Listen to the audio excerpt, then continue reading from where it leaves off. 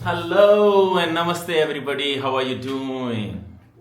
I'm so excited today after seeing a fantastic response of my three videos in healthcare series, healthcare innovation framework, what we can implement in India, that series. This one is fourth. And जो हमने last time episode किया था वो out patient health care insurance पे किया था और out patient clinics जो है that would be the main frontier of innovation in India.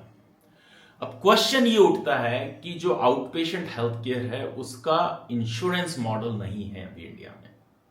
In patient hospitals तो कवर हो जाते हैं, इंश्योरेंस कवर कर देता है, फ्री पेशेंट्स हैं गवर्नमेंट कवर कर देती है। आज इंडिया में अभी भी जो आउट पेशेंट का नेटवर्क मॉडल है, आउट पेशेंट जो पेशेंट्स हैं, आपको क्लिनिक में दिखाना है, आपको सिर्फ दवाई लेनी है, वो सब अभी कवर नहीं हो पा रहा है।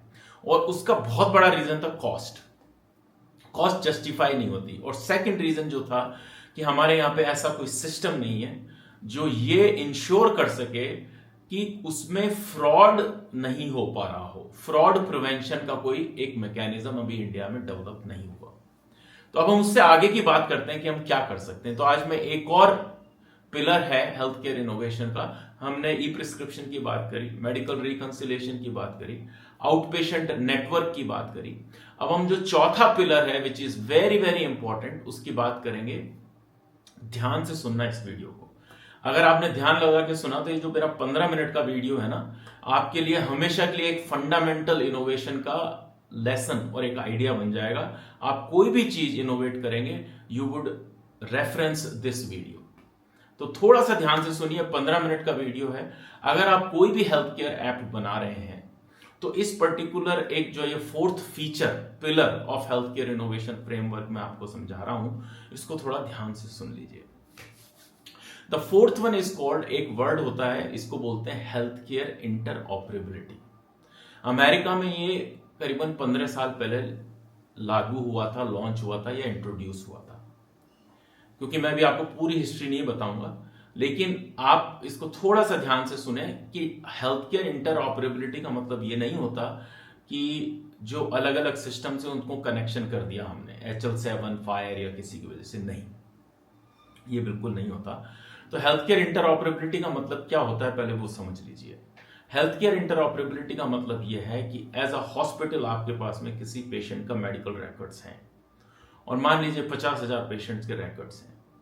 किसी और एजेंसी को अगर वो रिकॉर्ड्स एक्सेस करने हैं, गवर्नमेंट को करने हैं, फार्मेसी को करने हैं, ड्रग एजेंसी को करने हैं, AI कंपनी को करने हैं या किसी गवर्नमेंट के डिपार्टमेंट को करने हैं, तो एक टनल आपके और उनके बीच में ऐसी होनी चाहिए जिसपे वो डेटा फ्री फ्लो कर सके और electronically the same data is available to them. That is called health care interoperability. अब आप कहेंगे टनल कौन बनाएगा, तो यही सबसे बड़ा क्वेश्चन है। ये टनल जो बनाएगा इसकी जिम्मेवारी, इसकी responsibility health care information exchange network, इसको आप बोल सकते हैं, या इंडिया में अगर कोई इनोवेशन कर रहा है तो India national health care exchange इसको बोल सकते हैं। वो जब एक्सचेंज बन जाएगा, उस एक्सचेंज को एक तरह से आप इस तरह से भी समझ सकते हैं कि हेल्थ केयर का इंफॉर्मेशन सुपर हाईवे, जैसे आपने कश्मीर से कन्याकुमारी तक एक रोड बना दी, बाकी सारी रोड्स उसके ऊपर कनेक्टेड हैं। तो एक बार अगर ये इंफॉर्मेशन सुपर हाईवे गवर्नमेंट के एफर्ट्स के थ्रू डेवलप हो जाए, जैसे UPI डेवलप हुआ था, तो उस इंफॉर्मेशन सुपर हाईवे से हम काफी इनोवेशंस कर सकते हैं। ये आर्टिकल बड़े ध्यान से पढ़ना। इस आर्टिकल में मैंने काफी सारे आइडियाज दिए हैं कि कौन से आइडियाज हम उस इंफॉर्मेशन सुपर हाईवे पे बना सकते हैं, बिल्ड कर सकते हैं। और वो सारे आइडियाज जो हैं हेल्थ केयर के तभी काम कर सकेंगे जब सारे सिस्टम आपस में कम्युनिकेट कर सकें।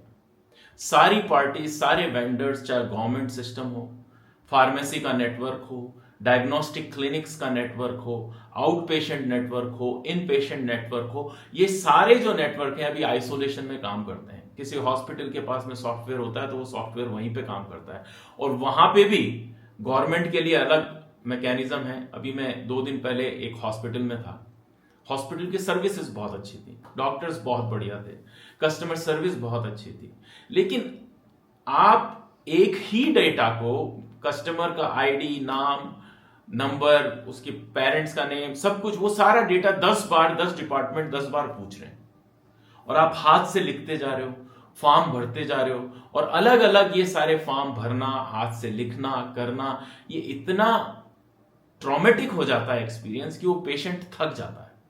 क्योंकि जो भी आदमी हॉस्पिटल में जाएगा, एज अ पेशेंट जाएगा या एज अ पेशेंट का केयरटेकर जाएगा, उसको हमेशा एक एंजाइटी रहती है कि मेरा काम जल्दी से जल्दी होना चाहिए।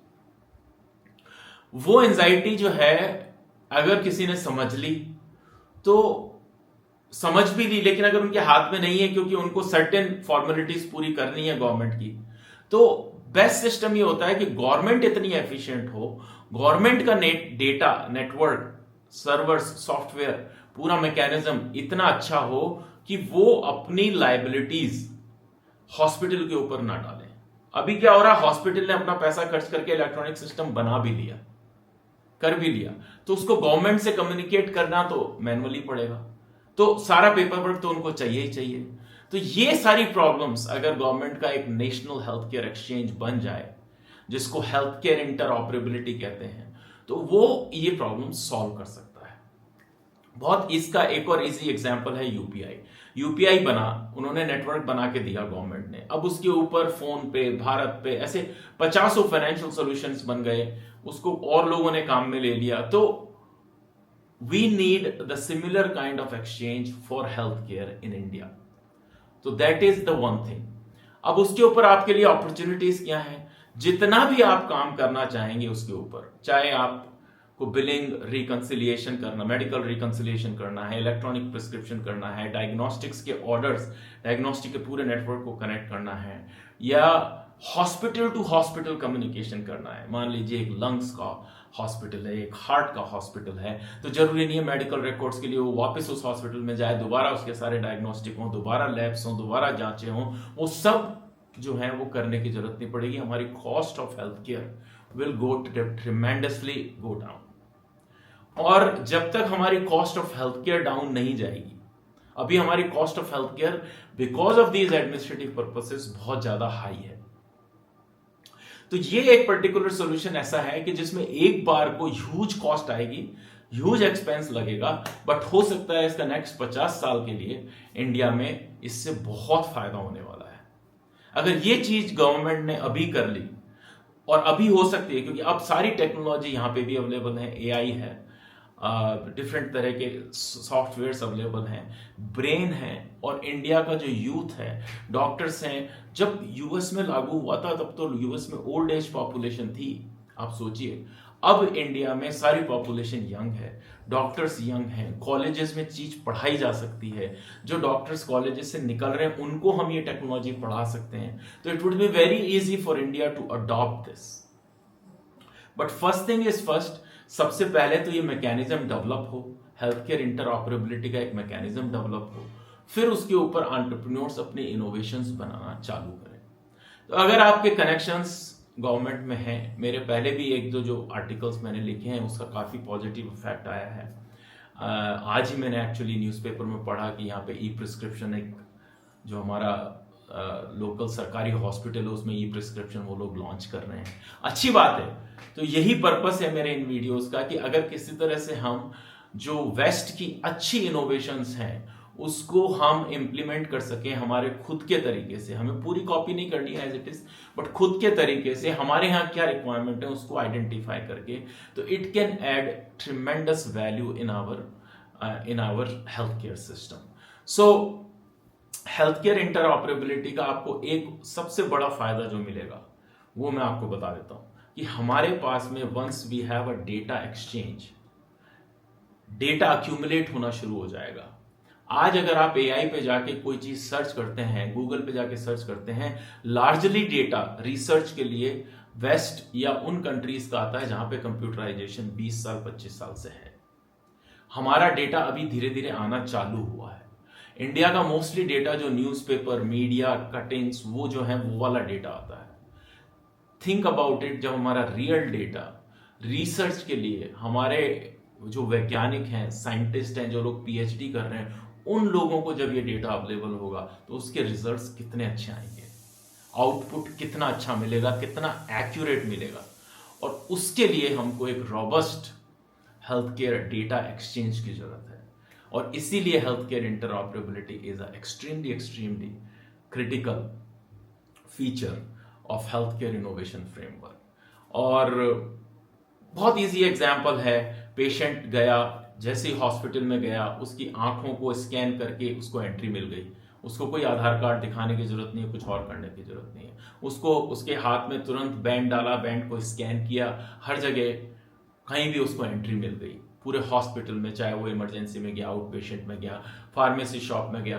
फार्मेसी शॉप में जाएगा, अपना बैंड दिखाएगा, उसको जो फार्मेसी वाला है वो स्क्रीन पे ये देख सकता है कि कौन कौन सी लेटेस्ट ड्रग्स हैं जो इसको ऑर्डर करी हैं या प्रिस्क्रिप्शन करी हैं डॉक्टर ने, वो उनको उसी समय उसके लिए पैक करके रख सकता है, उसको कॉल कर सकता है, एसएमएस कर सकता है कि आपकी प्रिस्क्रिप्शन रेडी है, आके ले जाइए, डिलीवर कर सकते हैं। सिमिलरली डॉक्टर्स की हैंड राइटिंग जो प्रिस्क्रिप्शन होती है उससे कितनी प्रॉब्लम होती है, तो ये सारी प्रॉब्लम वहां सॉल्व हो जाएगी।